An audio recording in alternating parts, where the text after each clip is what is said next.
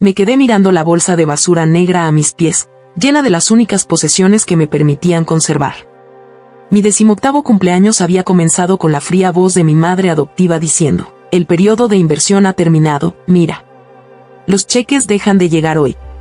En ese momento, supe que toda mi infancia no había sido más que una transacción financiera.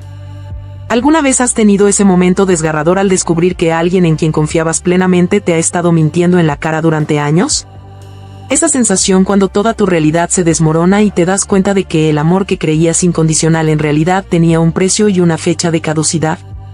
¿Qué harías si descubrieras que tu familia no es una familia, sino un acuerdo comercial? Y si quienes te criaron durante 15 años de repente te entregaran tus pertenencias en una bolsa de basura y te dijeran que tu tiempo bajo su techo ha expirado, junto con los cheques del gobierno? ¿Pero qué pasaría si esa devastadora traición fuera solo el comienzo de tu historia? ¿Y si descubrir que no eras más que un sueldo mensual para tus padres adoptivos te llevara a descubrir a un padre que gastó millones buscándote, un hombre que nunca llegó a conocerte, pero que te dejó un legado de amor de 87 millones de dólares que trascendió la muerte? Si alguna vez te ha traicionado a alguien en quien confiabas o te preguntaste qué significa ser amado de verdad por quien eres, no por lo que vales, esta historia te llegará al corazón. Dale a me gusta ahora mismo si crees que la verdadera familia no se trata de sangre ni dinero, sino de quien te ve de verdad. Suscríbete a Historias de Venganza Pura para no perderte ninguna otra historia transformadora de justicia y redención. Ahora, déjame llevarte en un viaje del desamor a la sanación que te devolverá la fe en el verdadero significado del amor. Mi mundo se derrumbó una fría mañana de enero, el día que cumplí 18. Me desperté temprano, con una pequeña chispa de esperanza de que tal vez este cumpleaños sería diferente. Tal vez, por una vez, Grant y Fiona Keller celebrarían el día con algo más que una eficiencia clínica. Los encontré en la mesa de la cocina, una escena familiar tras 15 años de comidas silenciosas. Pero hoy era diferente. Había una carpeta entre ellos, y un contenedor de plástico negro esperaba junto a la puerta. «Buenos días», dije, rondando en la puerta. Pensaba que tal vez podríamos desayunar en... «Siéntate, mira», la interrumpió Grant con la voz tan apagada como su mirada. «Necesitamos hablar sobre tu plan de transición». «Plan de transición». Las palabras quedaron suspendidas en el aire como una sentencia de muerte. «A partir de hoy, eres legalmente mayor de edad», explicó Fiona, mientras sus uñas cuidadas golpeaban una calculadora. «Las subvenciones de acogida vencen cuando cumples 18 años. Hemos cumplido con nuestra obligación contractual con el Estado». La miré sin comprender. «¿De qué estás hablando?» Grant deslizó la carpeta sobre la mesa. Dentro había 15 años de estados financieros, cada uno documentando pagos mensuales de $1,800 del sistema estatal de acogida. «Te acogimos cuando tenías 3 años», continuó Fiona, con un tono de voz monótono y profesional. «El acuerdo fue beneficioso económicamente mientras duró. Ahora que los pagos han cesado, necesitamos reutilizar tu habitación». «¿Reutilizar mi habitación?» Mi voz me sonó extraña. «¿Qué significa eso?» «Mañana acogeremos a una nueva niña de acogida», explicó Grant. «Una niña de 4 años. El subsidio ha aumentado desde que te acogimos, así que, de hecho, supone una mejora en nuestro flujo de caja». Sentí que la habitación se inclinaba. 15 años llamándolos mamá y papá, 15 años intentando ganarme el cariño que nunca me mostraron, y ahora justificaban mi existencia en términos de dinero. «Es una broma, ¿verdad?», susurré. «¿Una sorpresa de cumpleaños?» Fiona miró su reloj. «Son las 9:17. Tienes hasta las 17 para desalojar el local». «¿Desalojar?» Ni siquiera pude terminar la frase. «¿A dónde se supone que debo ir?» «Eso no nos incumbe», respondió Grant. «Ya eres adulta». Miré hacia mi habitación, la que había sido mi habitación durante 15 años, y vi que la puerta estaba abierta. Dentro, mi armario estaba vacío, mi cama descubierta. «Sus pertenencias están en el contenedor», dijo Fiona, señalando con la cabeza el contenedor de plástico. «Solo efectos personales. Todo lo comprado con fondos de la casa se queda con nosotros». Caminé hacia el contenedor aturdida. Dentro había una miseria. Algo de ropa que había comprado con el sueldo de mi trabajo extraescolar en el restaurante local, algunos libros de bolsillo y un medallón deslustrado, el único objeto que tenía de mi madre biológica cuando entré al sistema. 15 años, dije con la voz entrecortada. 15 años, ¿y para ti solo soy un contrato rescindido? Fiona ni siquiera levantó la vista de su calculadora. Les proporcionamos comida, alojamiento y educación según lo exige el Estado. El contrato está completo. Agarré el contenedor y, de alguna manera, llegué a la puerta principal antes de que se me saltaran las lágrimas. Al poner un pie en la acera frente a la única casa que había conocido de adolescente, la realidad me golpeó. Tenía $212 en mi cuenta bancaria, sin familia, sin dónde ir, y todo lo que tenía en un contenedor de plástico. La temperatura estaba bajo cero, pero no podía sentir el frío debido al entumecimiento que se había apoderado de mí. Caminé hasta el restaurante donde trabajaba a tiempo parcial, con la esperanza de que Loretta, mi gerente, me diera algún consejo. Dios mío, mira, dijo cuando le conté lo sucedido. Esa gente es un monstruo.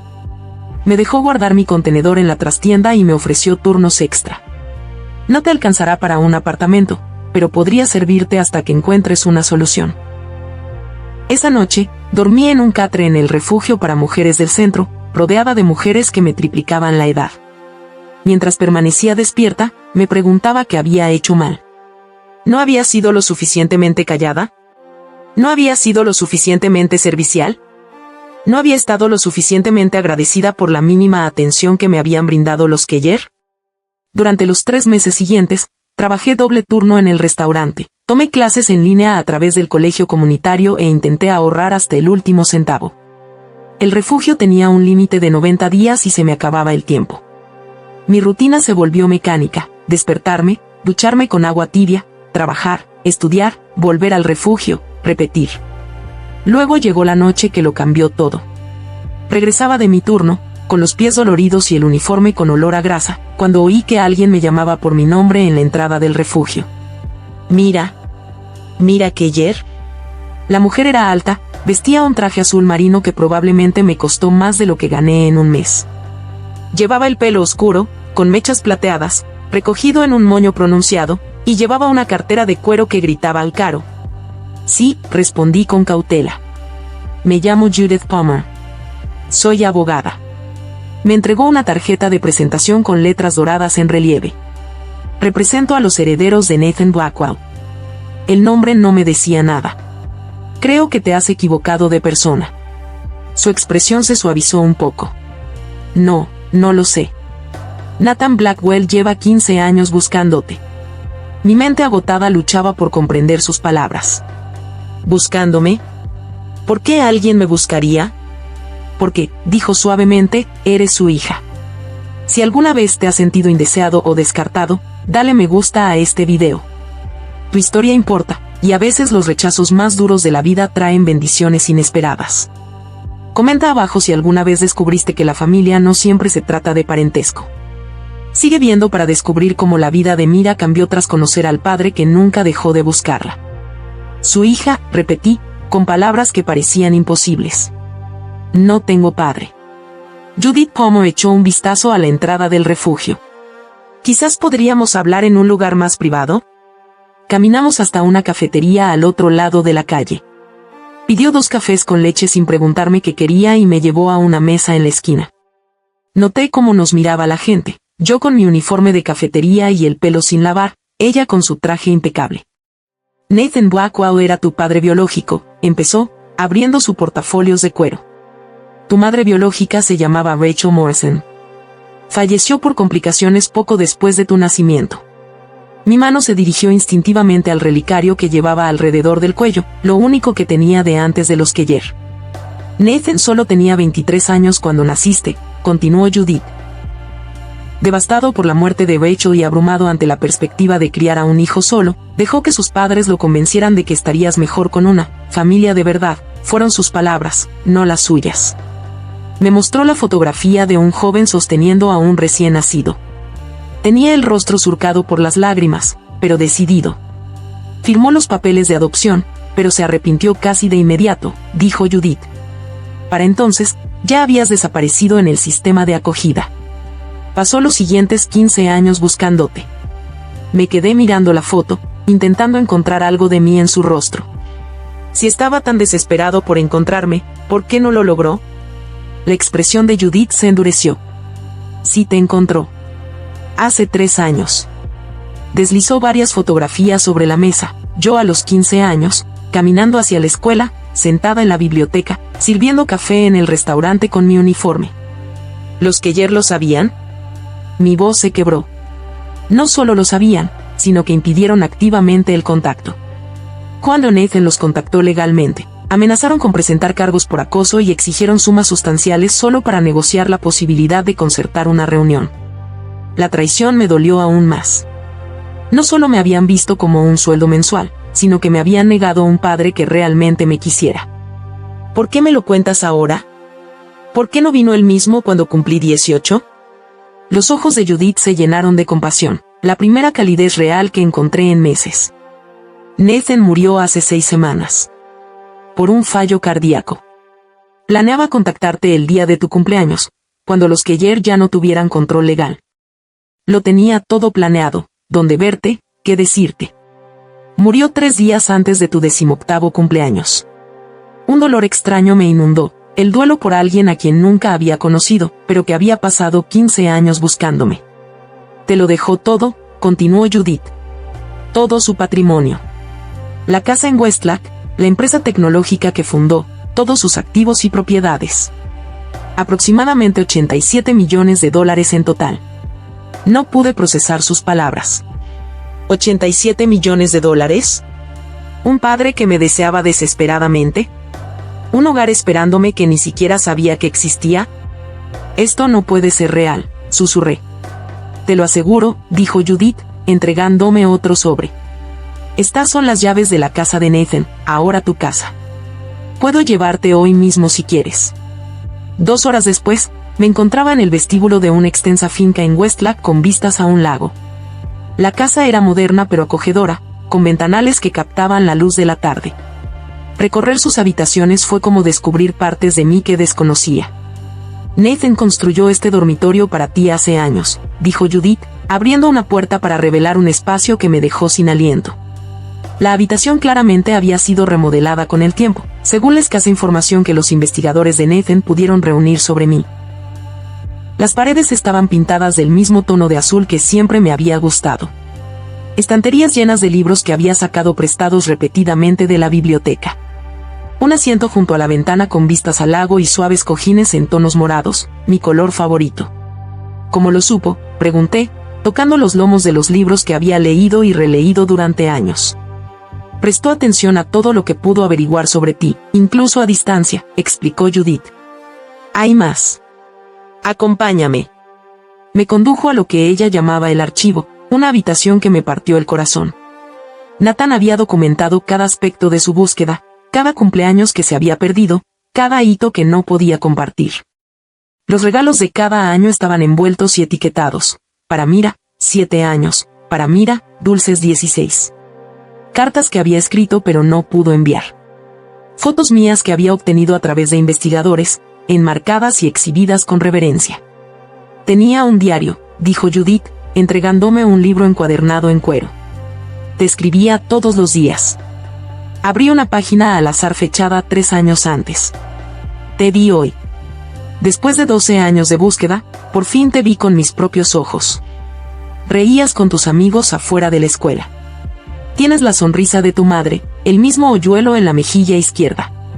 Quería correr hacia ti, contártelo todo, pero el abogado de los Keller me llamó mientras estaba allí sentada. Otra amenaza, otra exigencia de dinero solo para dejarme hablar con mi propia hija.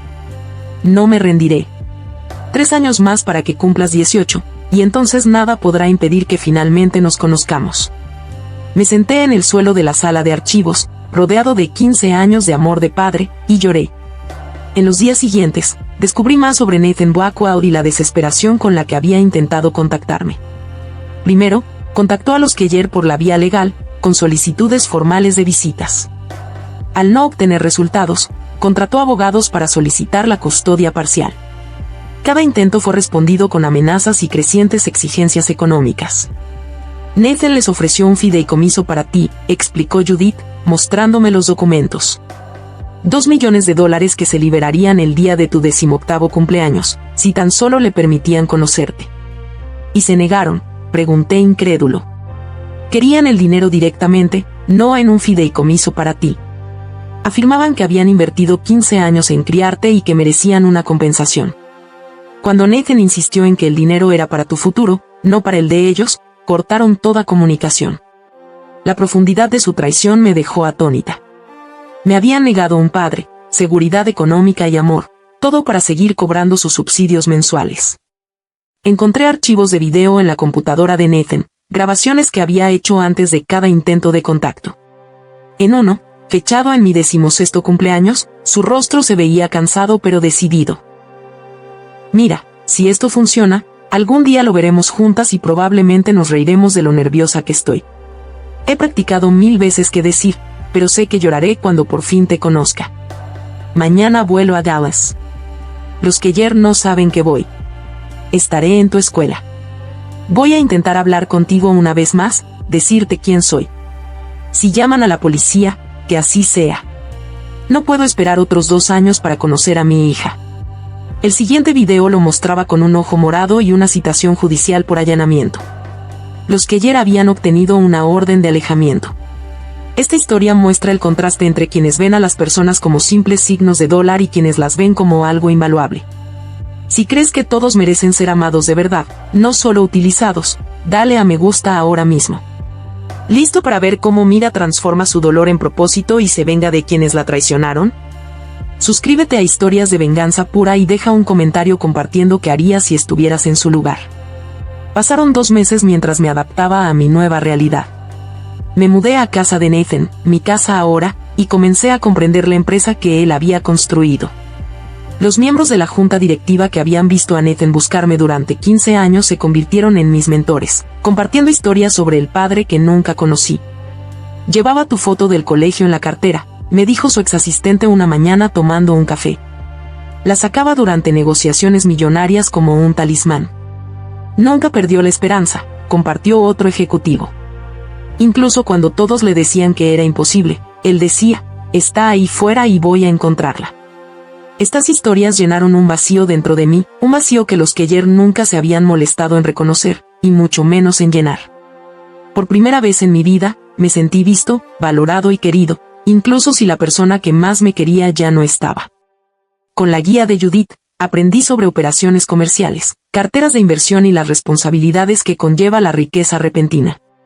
Descubrí que Nathan había sido un pionero tecnológico que transformó su éxito inicial en un imperio diversificado. Todo lo que había construido, lo había hecho pensando en mí. Te pareces mucho a él, comentó Judith un día. Tenía la misma mirada cuando resolvía un problema. A medida que me adaptaba a mi nueva vida, los pensamientos sobre los Keller comenzaron a aflorar con cada vez más frecuencia.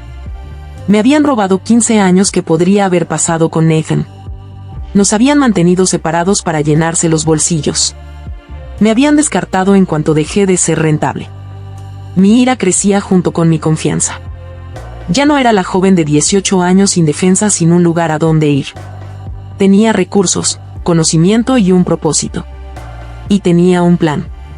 Contraté a un investigador privado, el mismo que Nathan había contratado para encontrarme. Vincent fue minucioso, discreto y eficiente. En cuestión de semanas, me proporcionó un expediente completo de los Keller, sus finanzas, registros de propiedad, historial laboral, lo más importante, su historial de acogida. Acogieron a otros 7 niños antes que tú, informó Vincent. Todos con resultados similares, mínima inversión, máxima rentabilidad y despido inmediato al cumplir la mayoría de edad. Armada con esta información y vestida con ropa que me quedaba bien, un sencillo pero elegante vestido azul marino que costó más de lo que los Keller habían gastado en mí en un mes, conduje hasta la casa donde había pasado 15 años de mi vida. Me temblaban ligeramente las manos al volante, pero mi determinación era firme. La casa parecía más pequeña de lo que recordaba, el jardín más descuidado. Aparqué en la entrada y llamé a la puerta. Grant abrió, su expresión pasó de la irritación a la sorpresa al reconocerme.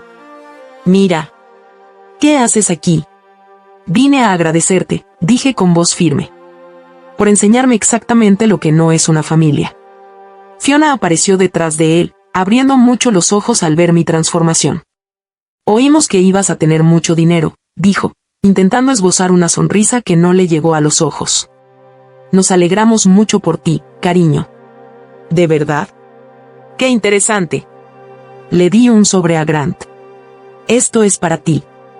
Lo abrió, hojeando el documento antes de palidecer. ¿Qué es esto? Una demanda, expliqué. Por fraude, abuso emocional y encubrimiento. Sabías que mi padre me buscaba.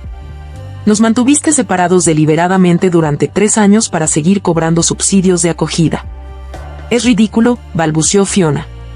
Te estábamos protegiendo. ¿De qué? Amor.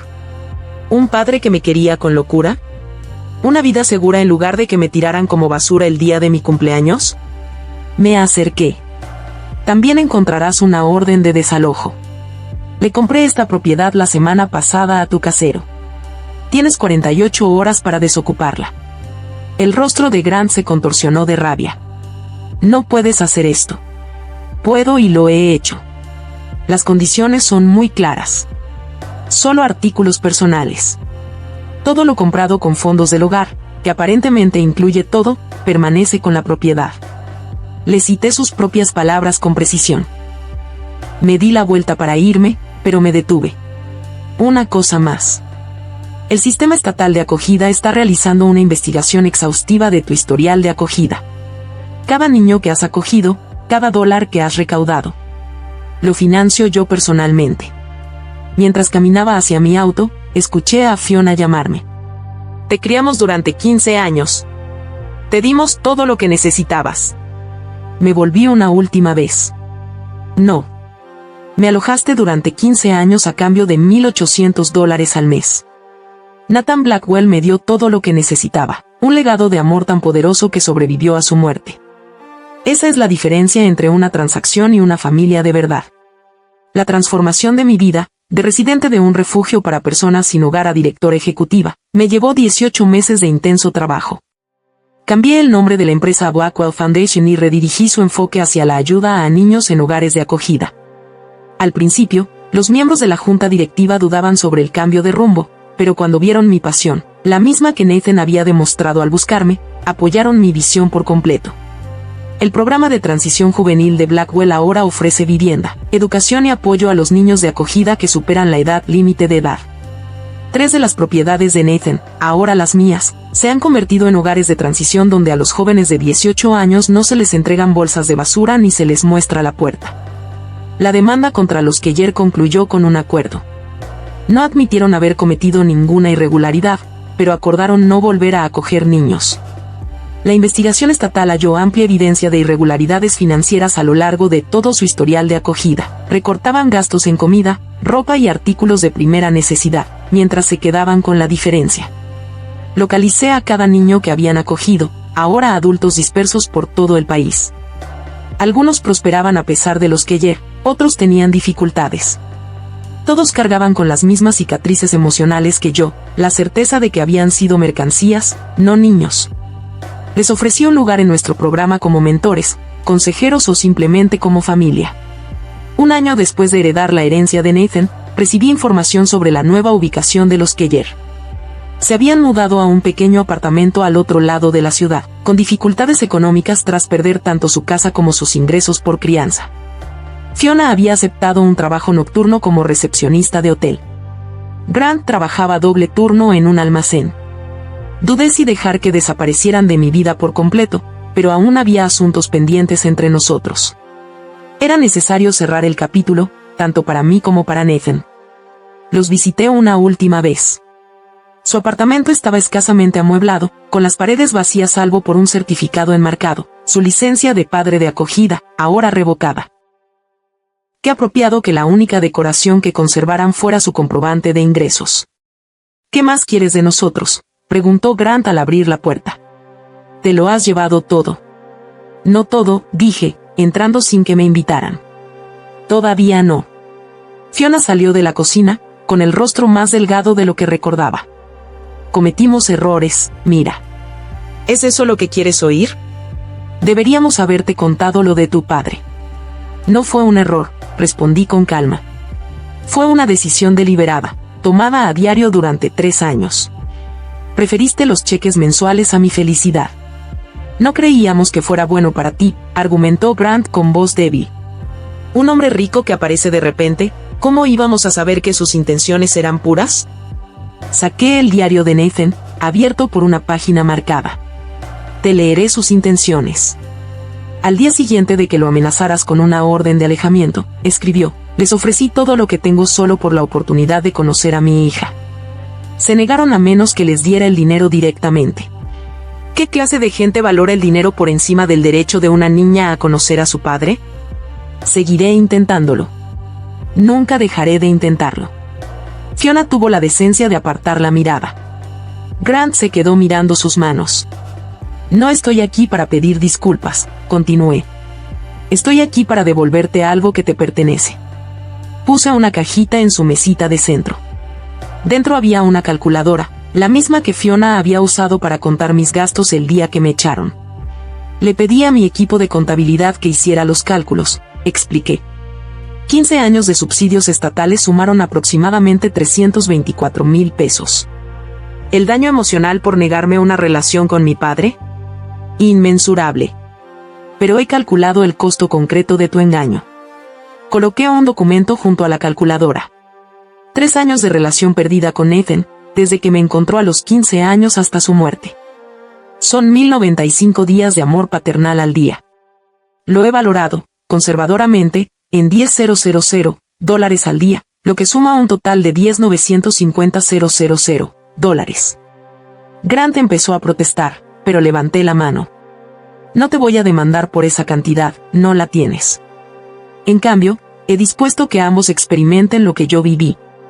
Cada mes, durante los próximos 15 años, recibirás una carta sobre lo que Nathan y yo podríamos haber hecho juntos si no nos hubiera separado. Celebraciones de cumpleaños que nunca tuvimos.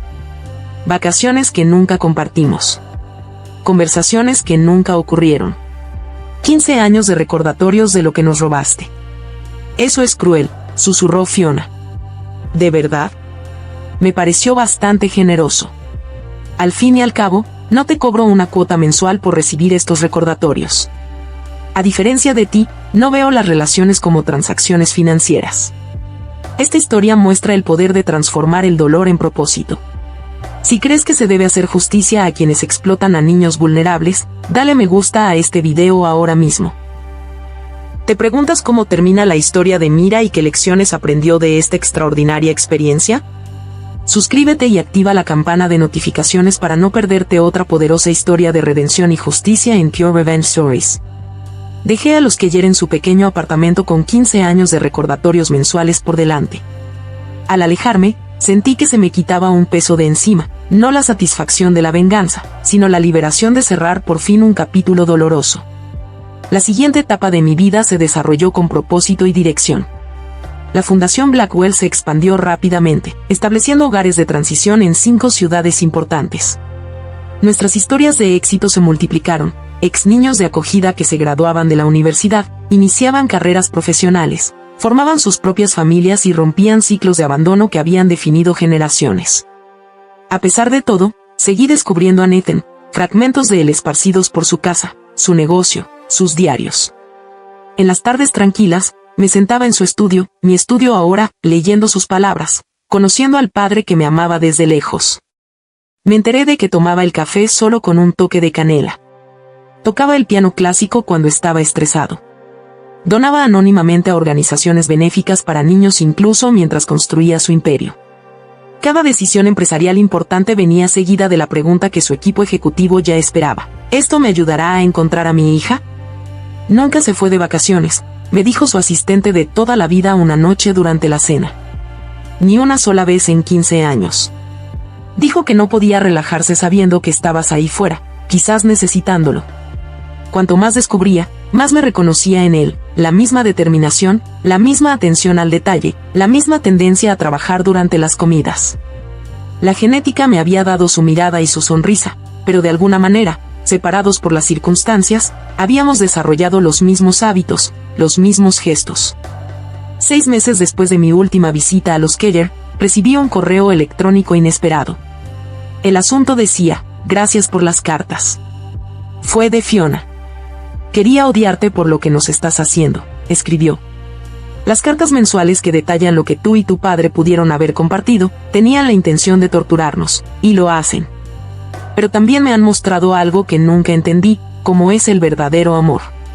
Explicó cómo las primeras cartas la habían enfadado. Al cuarto mes, la hicieron llorar. Al sexto, la hicieron reflexionar. Nunca amé a nadie como tu padre te amó, continuó su correo. Yo tampoco he sido amada así. Quizás por eso no pude reconocerlo cuando lo vi, este hombre buscando desesperadamente a su hija, ofreciéndolo todo solo por la oportunidad de conocerte. Me pareció sospechoso. Pensé que era demasiado bueno para ser verdad. Pensé que quería algo de ti, porque en mi mundo, el amor siempre ha sido transaccional. Sus palabras no excusaron lo que habían hecho, pero ofrecieron una visión de la existencia vacía que había dado forma a sus decisiones. No te pido perdón, concluyó Fiona. Solo te digo que estos recordatorios de lo que les robamos a ti y a tu padre están cambiando algo en mí. Quizás demasiado tarde, pero al fin y al cabo, están cambiando. No respondí a su correo electrónico. Hay puentes que no se pueden reconstruir, algunos daños no se pueden reparar. Pero sí le reenvié su mensaje a mi terapeuta, otro regalo de Nathan, quien había enfatizado el apoyo a la salud mental para todos los empleados de la fundación. ¿Qué sientes al leer sus palabras?, preguntó el Dr. Riley durante nuestra sesión. Lástima, respondí tras pensarlo un rato. No, perdón, todavía no. Pero comprender que algunas personas están tan dañadas que solo saben crear daño. Mi camino hacia la sanación continuó de maneras inesperadas. A través de la fundación, conecté con otros ex niños de acogida cuyas historias reflejaban la mía. Formamos una red de apoyo, compartiendo experiencias que solo quienes las habían vivido podían comprender de verdad. Una noche, recibí una llamada del director de un refugio en Austin. Señora Blackwell, tenemos un caso con una joven de 18 años que cumplió la mayoría de edad hoy. Sus padres adoptivos la dejaron con una bolsa de basura. ¿Le suena? 3 horas después, estaba sentado frente a Zoe, una adolescente conmocionada cuyos ojos oscuros contenían el mismo vacío que yo había sentido en mi cumpleaños. Dijeron que los cheques habían dejado de llegar, susurró, agarrando su propia bolsa de basura con sus pertenencias. 15 años, y ni siquiera se despidieron. El paralelismo era casi demasiado perfecto. La llevé a uno de nuestros hogares de transición y le conté mi historia completa, desde el abandono hasta la herencia y el propósito. Lo que aprendí, le dije mientras recorríamos las instalaciones que se convertirían en su hogar durante los siguientes 2 años, es que las personas que te tratan como si fueras algo desechable no definen tu valor. Revelan su propio vacío. Zoe se convirtió en la defensora más dedicada de nuestro programa, participando en eventos de recaudación de fondos y asesorando a los recién llegados. Encarnó la misión de la fundación, transformar el dolor en propósito. En lo que habría sido el 40º cumpleaños de Nathan, organicé una celebración en su memoria en mi casa junto al lago. Invité a todos los que lo habían ayudado a buscarme durante 15 años, investigadores privados, abogados, miembros de la junta directiva, incluso a la secretaria del juzgado que arriesgó su trabajo al pasarle información sobre mi caso. Nathan nunca tuvo su reunión, le dije a la multitud reunida, pero construyó algo que perduró, no solo una empresa o una fundación, sino un legado de amor que se niega a rendirse. Lanzamos linternas sobre el lago, cada una con un mensaje para el padre que nunca conocí. La mía decía simplemente: llegué a casa, papá. Esa noche, solo en la casa que debería haber sido nuestra, vi viejos videos de Nathan. En uno, grabado la semana anterior a su muerte, su rostro se veía cansado pero esperanzado. 3 días más, mira. Después de 15 años de búsqueda, por fin nos veremos. He practicado 1000 veces lo que voy a decir, pero sé que lloraré cuando te vea. Me he perdido tanto, tu primer día de colegio, tu primer diente flojo, enseñarte a montar en bicicleta. Pero tenemos tiempo. Tenemos todo el tiempo del mundo para compensar lo que perdimos. No sabía que su corazón dejaría de latir 3 días después. No sabía que nuestro reencuentro nunca ocurriría. Pero de alguna manera, había creado el camino para que yo pudiera encontrar el camino a casa. 2 años después de heredar el patrimonio de Nathan, amplié la misión de la fundación. Comenzamos la búsqueda activa de padres biológicos que buscaban a niños perdidos en el sistema de acogida, y viceversa. Ofrecimos asistencia legal, recursos de búsqueda y apoyo emocional para las reuniones cuando era necesario. Lo llamamos el Proyecto Nathan y su éxito se volvió legendario.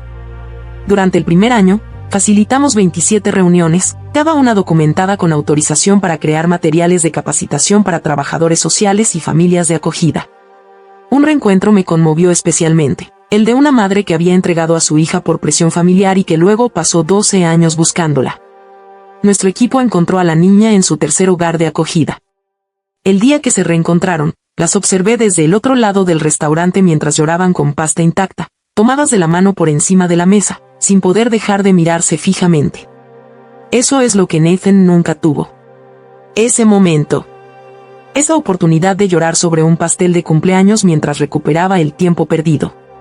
El mes pasado, la primera carta llegó del hijo de uno de los antiguos hijos adoptivos de los Keller.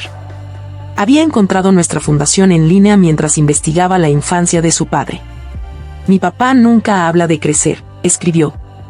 Pero guarda una bolsa de basura en su armario con sus cosas de la infancia. Dice que es para recordarle lo que no debe hacer conmigo. Conectamos a su padre con nuestros servicios de terapia y red de apoyo.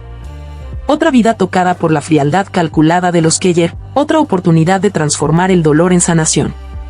En el tercer aniversario de haber descubierto que Nathan era mi padre, me senté sola en el muelle detrás de mi casa, nuestra casa, a pescar con la caña que me había comprado años antes de conocernos. No pesqué nada, simplemente existí en un espacio que él había creado para compartir. El agua reflejaba la puesta de sol mientras imaginaba las conversaciones que podríamos haber tenido, los consejos que podría haber dado, los momentos de padre orgulloso que podría haber experimentado al verme tomar el control de su empresa. Creo que estarías orgulloso, dije en voz alta al aire de la tarde. No del dinero ni del éxito de la fundación, sino de haber encontrado la manera de darle sentido a lo que perdimos. Una suave brisa mecía la superficie del agua. En mi imaginación, traía su respuesta. Siempre he estado orgulloso de ti, incluso cuando no podía decírtelo. Esta historia muestra cómo el amor incondicional de un padre trascendió incluso la muerte, creando un legado que transformó no solo una vida, sino cientos. Si te conmovió la trayectoria de Mira, de niña abandonada a una poderosa defensora, dale a me gusta y comparte este video con alguien que necesite saber que el amor verdadero nunca se rinde. ¿Qué parte de esta historia te impactó más? Cuéntamelo en los comentarios y no olvides suscribirte a Pure Revenge Stories para más historias de justicia, sanación y redención.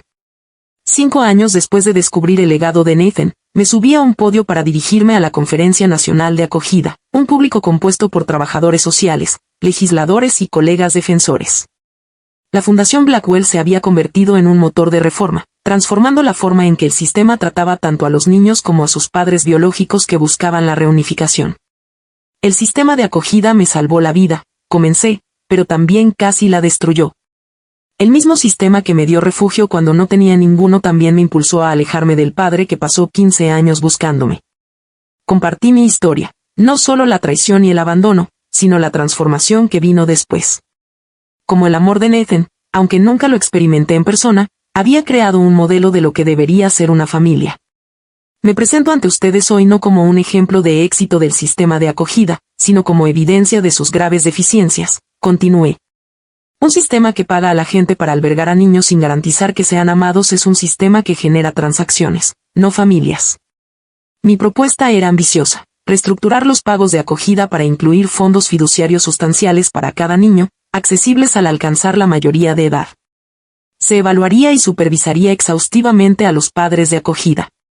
Se protegería legalmente a los padres biológicos que soliciten visitas o reunificación familiar cuando corresponda. El proyecto Nathan ha reunido a 143 familias en 3 años, expliqué.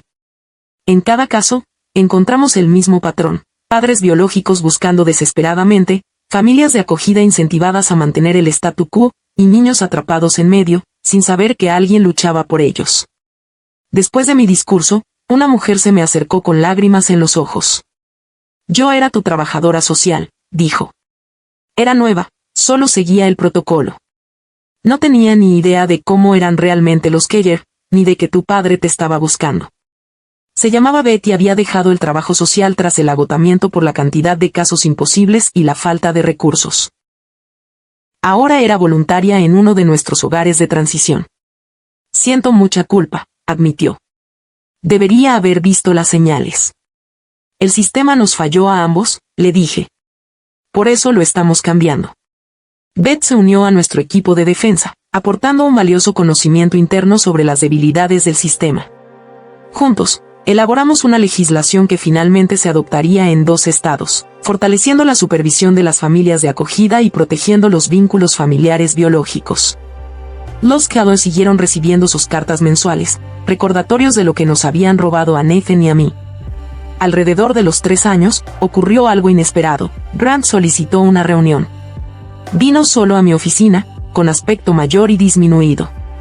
El hombre arrogante que me había explicado fríamente mi plan de transición el día de mi 18º cumpleaños se había ido, reemplazado por alguien que se dejaba vencer por el peso de las consecuencias. Recibí la carta sobre tu graduación de la universidad, dijo sin preámbulos. Como tu padre te habría aplaudido con más fuerza, te habría tomado cientos de fotos y te habría avergonzado delante de tus amigos con lo orgulloso que estaba. Esperé sin decir nada. Estuve en tu graduación de preparatoria, continuó Grant. Tomé solo una foto porque Fiona dijo que era lo esperado. No aplaudí. No me sentí orgulloso. No sentí nada. Se le quebró la voz. ¿Qué clase de persona no siente nada al ver a su hija graduarse? Yo no era tu hija, le recordé. Era tu fuente de ingresos. Él asintió, aceptando esta verdad. Las cartas son como mirarme en un espejo que he evitado toda mi vida. Cada mes, me muestran cómo es la verdadera paternidad, de qué es capaz el verdadero amor. Y cada mes, veo con más claridad lo que no fui. Su vulnerabilidad me sorprendió, pero permanecí en guardia. ¿Por qué me cuentas esto? Porque quiero enmendar mi error, si es que eso es posible, respondió. No por perdón, que no merezco, sino porque el ejemplo de tu padre me ha mostrado lo que debía haber sido. Lo que no fui capaz de ser. Grant explicó que había sido voluntario en un centro juvenil, asesorando a adolescentes sin figura paterna. No buscaba elogios ni perdón, solo compartir cómo los recordatorios mensuales habían impulsado el cambio. Las cartas seguirán llegando, le dije. 15 años de experiencia. Bien, dijo simplemente. Necesito el recordatorio. Cuando se fue, no sentí ningún cierre, ninguna resolución clara, solo la complicada realidad de que incluso aquellos que causan un daño profundo a veces pueden comenzar a reconocer sus fallas. La fundación continuó creciendo, expandiéndose internacionalmente con hogares de transición y servicios de reunificación familiar en Canadá, el Reino Unido y Australia. Cada nueva sede lucía una placa con las palabras de Nathan: el amor se abre camino, incluso cuando tarda 15 años. 7 años después de heredar la herencia de Nathan, recibí una carta de una joven llamada Lily, la niña de 4 años que me había reemplazado en la casa de los Keller el día después de mi 18º cumpleaños. Ahora, con 25 años, había descubierto la fundación mientras investigaba su propio pasado. Me hicieron lo mismo, escribió. Una bolsa de basura en mi cumpleaños, la puerta cerrada. Pero gracias a su fundación, encontré refugio en uno de sus hogares de transición. Nunca lo supieron, pero me salvaron cuando no tenía a dónde ir. Lily se había graduado de enfermería y ahora trabajaba en un hospital infantil. Quedamos en vernos y, tomando un café, me mostró fotos de su vida, su apartamento, su prometido, su gata Ope. El día que cumplí 18 y me echaron, los odié, confesó. Pero ahora casi me siento agradecida. Si no hubieran sido tan crueles, quizá nunca habría encontrado el apoyo que me ayudó a construir una vida plena. Su dolor creó mi red de seguridad. Sus palabras me impactaron profundamente. La crueldad de los Keller se había extendido, afectando no solo a los 7 niños que me precedieron y a Lily después, sino potencialmente a cientos más si la fundación no hubiera expuesto sus prácticas. De la peor experiencia de mi vida surgió un propósito, un significado y un profundo impacto. En el 10º aniversario de haber descubierto que Nathan era mi padre, finalmente decidí leer su última entrada en el diario, la que escribió el día de su muerte, que había estado guardando. La llevé al banco junto al lago, donde a menudo me sentía más cerca de él. Faltan 3 días para conocer a mi hija. Los billetes de avión están comprados, el restaurante reservado. Le he comprado un collar con 2 piedras de nacimiento, la suya y la de su madre, a juego con el relicario que siempre ha llevado. Me aterra que me odie por haberla abandonado, por tardar tanto en encontrarla. Pero incluso si lo hace, por fin habré cumplido mi promesa a Becho, encontré a nuestra niña. He construido esta empresa, esta fortuna, esta vida en torno a la búsqueda de una persona. Algunos podrían llamarlo obsesión. Yo lo llamo paternidad. Cada decisión, cada logro, cada hito se ha medido con una sola pregunta. ¿Esto enorgullecería a Mira? ¿Le daría la vida que merece? Si no quiere saber nada de mí, lo entenderé. Respetaré sus límites. Pero aún así, velaré por su futuro, me aseguraré de que sepa que nunca la deseé, nunca la olvidé, nunca la dejé de amar. Aunque solo pueda decírselo una vez, necesito que sepa que la he amado todos los días de su vida, incluso a distancia. Hoy siento un corazón extraño, apretado, agitado. Probablemente solo ansiedad por nuestro encuentro. Nada que no sienta un padre que ha esperado 15 años para abrazar a su hija. 3 días más. Solo 3 días más, y nada me impedirá traer a mi hija a casa, donde pertenece. Murió horas después de escribir esas palabras, sin saber que yo volvería a casa, aunque no de la forma en que ninguno de los dos imaginábamos. Recorrí su letra con las yemas de los dedos, sintiendo la presión de la pluma sobre el papel, la última conexión física con el hombre que había marcado mi vida sin siquiera conocerme. Esa noche, añadí una nota personal a la declaración de misión de la fundación. La familia no se define por la sangre ni por los documentos legales, sino por quien lucha por conocerte, quien te ve como irreemplazable, quien movería cielo y tierra solo por ser parte de tu vida. Nathan Blackwell me enseñó que el amor no requiere presencia física para cambiar vidas. A veces, trabaja silenciosamente entre bastidores durante años, construyendo un camino a casa para alguien que ni siquiera sabe que está perdido. Esta poderosa historia nos recuerda que a veces las mejores historias de amor no son románticas, sino que tratan del vínculo inquebrantable entre padre e hijo que trasciende incluso la muerte. Si la experiencia de Mira, que transformó el dolor en propósito, te ha conmovido, dale a me gusta ahora mismo y comparte este video con alguien que necesite saber que vale la pena luchar por él.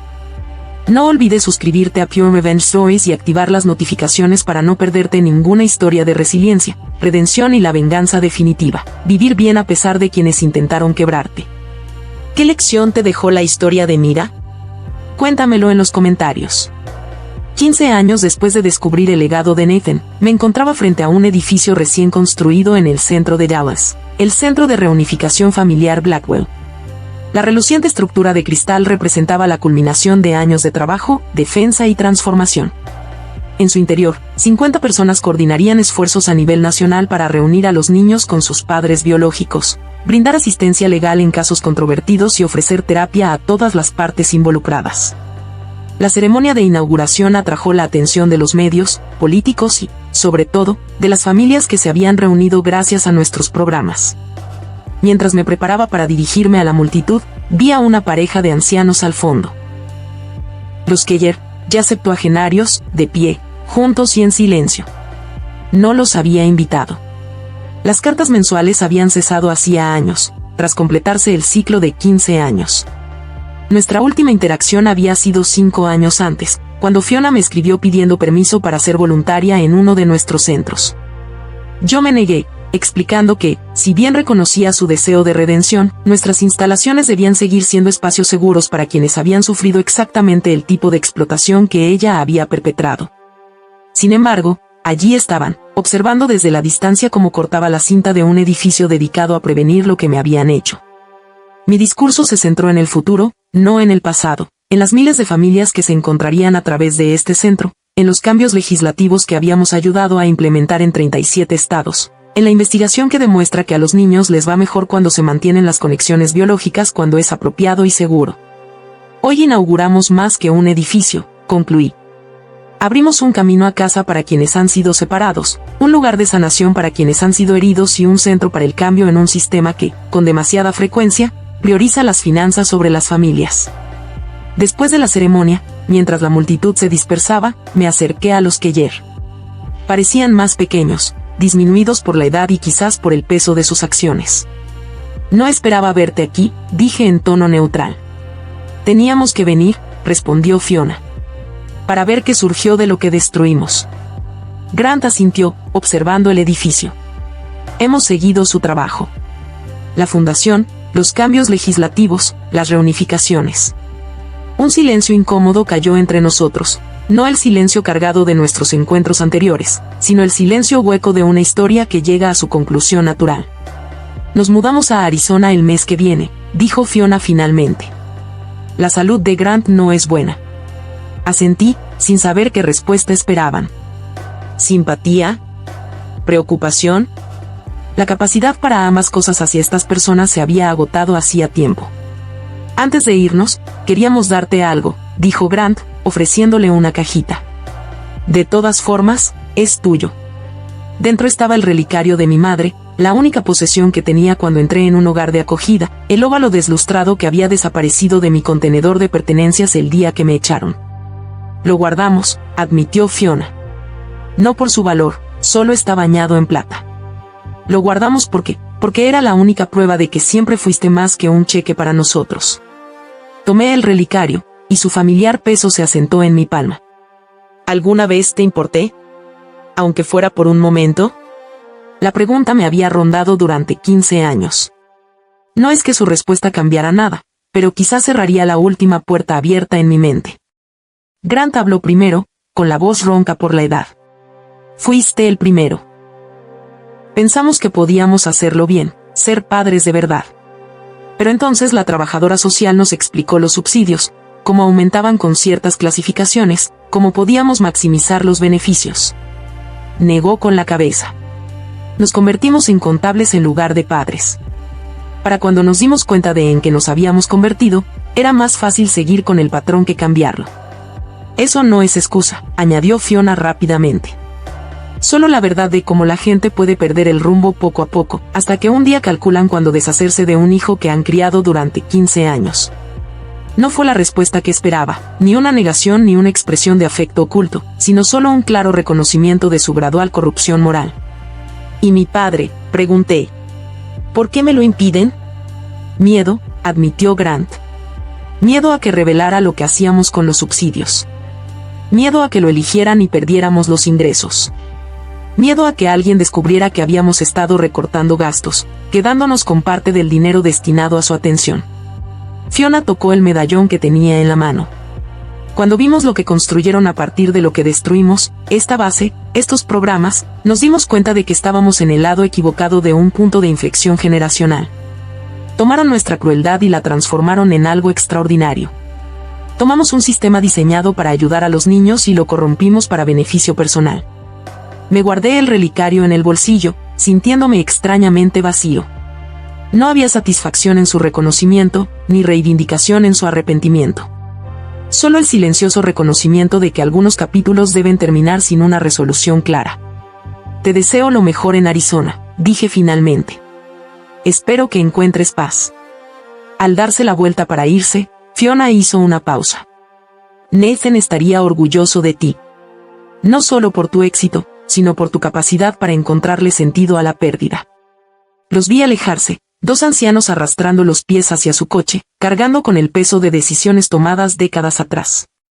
No sentí animosidad ni resentimiento persistente, solo la aceptación de que su papel en mi historia había concluido. Esa noche, abrí el relicario por primera vez en años. Dentro había una diminuta foto en blanco y negro de una joven, mi madre biológica, Rachel. Nunca supe qué aspecto tenía hasta que los archivos de Nathan revelaron su imagen. Ahora, al sostener este fragmento de ella cerca de mi corazón, sentí que el círculo de mi vida se cerraba. Añadí una nueva ala al archivo de mi casa, un espacio dedicado no solo a la búsqueda que Nathan me hizo, sino también al impacto de la fundación durante 15 años. Fotos de familias reunidas. Cartas de niños que habían encontrado estabilidad en nuestros hogares de transición. Recortes de noticias que documentaban los cambios de política que habíamos ayudado a implementar. La historia se había expandido más allá de Nathan y de mí. Se había convertido en un movimiento. En el 20º aniversario del descubrimiento del legado de Nathan, recibí una llamada telefónica que lo cambió todo una vez más. ¿Señora Blackwell? La voz pertenecía a un joven. Me llamo James Morrison. Creo que mi madre era hermana de su madre. Un primo. Un pariente consanguíneo que nunca supe que existía. Nos conocimos la semana siguiente. James tenía mis ojos, los ojos de Rachel, y llevaba viejas fotos familiares que mostraban a Rachel adolescente abrazando a una chica más joven, identificada como ella, 15. Mi mamá, explicó James. Estaba en un hogar de acogida cuando tu madre murió. Para cuando cumplió la mayoría de edad y empezó a buscar al bebé de su hermana, tú ya habías desaparecido del sistema con otro nombre. Ella ya tenía 60 y tantos años y vivía en Seattle. Cuando James le enseñó mi foto de un artículo de revista sobre la fundación, rompió a llorar. Esa es la hija de Rachel, insistió. Esos son los ojos de mi hermana. 2 días después, me encontré sentada frente a mi tía, la hermana de mi madre, tomadas de la mano en una mesa tranquila de un restaurante. Lloramos por la comida intacta, cada una viendo destellos de Rachel en el rostro de la otra. Te habría conservado, me dijo ella, secándose las lágrimas. Lo tenía todo planeado, una habitación infantil pintada de amarillo, una cuna que encontró en una venta de garaje. Luego surgieron complicaciones, y de repente se fue. Me mostró fotos de mi madre de niña, de adolescente, de joven enamorándose de Nathan. Era brillante, recordó ella. Llena de sueños y planes. Quería ser arquitecta, construir casas que perduraran por generaciones. En cierto modo, me di cuenta de que había cumplido el sueño de mi madre. No con edificios físicos, sino construyendo una base que albergaría a generaciones de niños. Mientras ella contaba historias sobre la hermana que nunca conocí, sentí que las últimas piezas de mi identidad se iban acomodando. Yo era la determinación de Nathan, la compasión de Rachel y, de alguna manera, a pesar de 15 años con los Keller, me había convertido en mi propia persona, moldeada por la pérdida, pero no definida por ella. Sabes, dijo ella al separarnos, encontrarte completa un círculo que comenzó antes de que nacieras. Rachel estaría muy orgullosa de la mujer en la que te has convertido. Toqué el medallón que llevaba colgado al cuello, que ahora contenía fotos de mis padres. Encontré el camino a casa, dije simplemente. Solo me llevó un tiempo. Esta historia nos recuerda que la familia es más que sangre o documentos legales, se trata de un amor que se niega a rendirse, incluso contra todo pronóstico. Si la historia de Mira te ha conmovido, dale me gusta y comparte este video. Únete a nuestra comunidad suscribiéndote a Pure Revenge Stories, donde compartimos historias poderosas de resiliencia y redención cada semana. ¿Qué parte de la historia de Mira te impactó más? Deja un comentario abajo compartiendo cómo te ha inspirado su camino para convertir el dolor en propósito. Gracias por ver el video, y recuerda, a veces la mejor venganza es vivir bien y ayudar a otros a encontrar el camino a casa. 25 años después de descubrir el legado de Nathan, me encontraba en el jardín detrás de mi casa junto al lago, contemplando la puesta de sol sobre el agua. La fundación había crecido más allá de lo que podría haber imaginado, con centros en 17 países, hogares de transición en todas las ciudades importantes de Estados Unidos y un equipo legal que había ayudado a reescribir las leyes de acogida en Norteamérica y Europa. Lo que comenzó como el dolor de una hija por un padre que nunca conoció había florecido en un movimiento que había reunido a más de 2.000 familias y proporcionado transiciones seguras para más de 15.000 jóvenes que salían del sistema de acogida. Mi tía ella se mudó a Dallas para estar cerca de mí, trayendo consigo toda una vida de historias sobre mi madre. A través de sus recuerdos, conocí a Rachel como algo más que una simple fotografía, como una joven vibrante que amaba las tormentas, coleccionaba postales antiguas y podía resolver problemas matemáticos complejos mentalmente. «Tiene su risa», me dijo ella una vez. La primera vez que la oí, pensé que Rachel había regresado de alguna manera. James, mi primo, se unió al equipo directivo de la fundación y supervisó nuestras iniciativas educativas. Ampliamos nuestro enfoque para incluir becas para jóvenes que habían estado en hogares de acogida, programas de formación profesional y colaboraciones con universidades de todo el país. Me llegó la noticia de que Fiona había fallecido en Arizona. Grant le siguió 6 meses después. Sus muertes no me conmovieron en particular, se habían convertido en personajes de una vieja historia. Su significado se había desvanecido con el tiempo y la distancia. Las cartas mensuales que les enviaba habían cesado hacía tiempo, el ciclo de 15 años se había completado. Cualquier redención o arrepentimiento que hubieran encontrado en sus últimos años era su propio viaje, separado del mío. El Centro de Reunificación Familiar Blackwell se había convertido en un modelo replicado a nivel mundial. Me llevó 2 años completar el libro. Lo titulé Encontrando un hogar, como la búsqueda de un padre y la resiliencia de una hija transformaron el sistema de acogida. La dedicatoria decía simplemente: para Nathan y Rachel, quienes crearon más que un hijo, crearon un propósito que los sobrevivió a ambos. Las memorias se convirtieron en un éxito de ventas inesperado, lo que atrajo aún más atención a los problemas que abordaba nuestra fundación. Recibí miles de cartas de antiguos niños de acogida, padres biológicos que buscaban a sus hijos perdidos y padres de acogida que se esforzaban por superar a quienes me habían criado.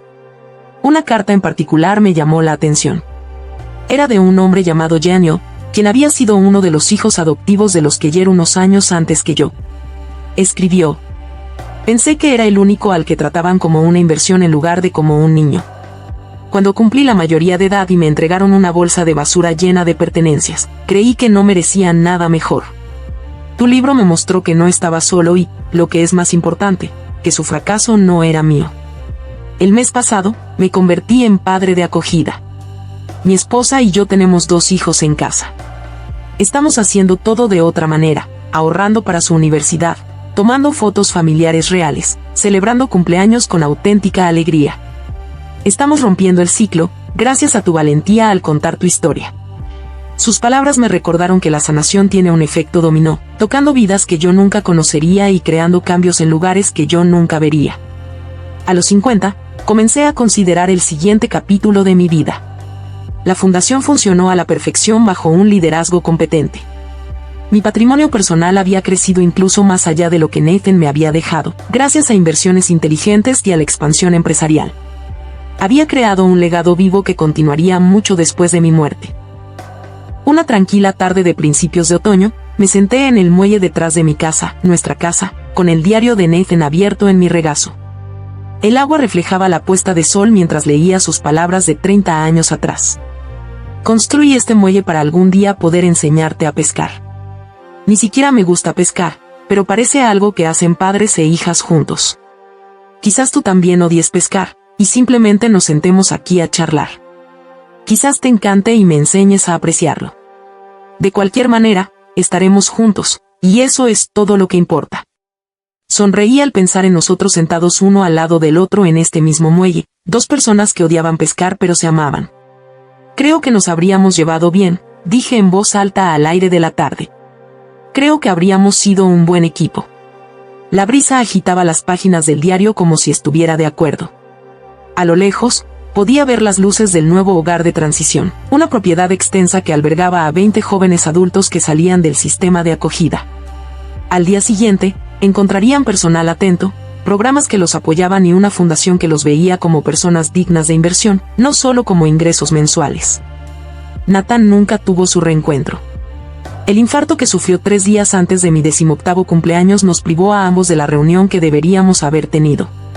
Pero su amor, persistente, ingenioso e inagotable, había creado un legado que transformó miles de vidas. Había pasado 25 años construyendo sobre sus cimientos, ampliando su visión y completando la obra que comenzó cuando empezó a buscar a su hija perdida. Los que ayer me habían enseñado lo que no es una familia. Nathan, sin siquiera conocerme, me había mostrado lo que debería ser una familia. Y yo, a mi vez, había creado una nueva definición de familia para miles de niños que de otra manera podrían haber terminado con bolsas de basura en su 18º cumpleaños. Cerré el diario de Nathan y vi cómo la última luz se desvanecía en el cielo. Las estrellas emergían una a una, reflejándose en el agua quieta. Llegué a casa, papá, susurré. Y gracias a ti, miles de personas más lo han logrado. Esta poderosa historia nos recuerda que la mayor venganza contra quienes intentan menospreciarnos es crear algo hermoso a partir del dolor que causaron. Si la experiencia de Mira te conmovió, dale me gusta a este video y compártelo con alguien que necesite saber que su valor no lo determinan quienes le fallaron. Suscríbete a Historias de Venganza Pura para descubrir más historias que te inspirarán a transformar el dolor en propósito. ¿Qué te enseñó la historia de Mira sobre resiliencia y redención? Comparte tu opinión en los comentarios. Gracias por acompañarnos en este emotivo viaje. Hasta la próxima. Recuerda que a veces la venganza más poderosa es crear un legado que ayude a otros a encontrar el camino a casa.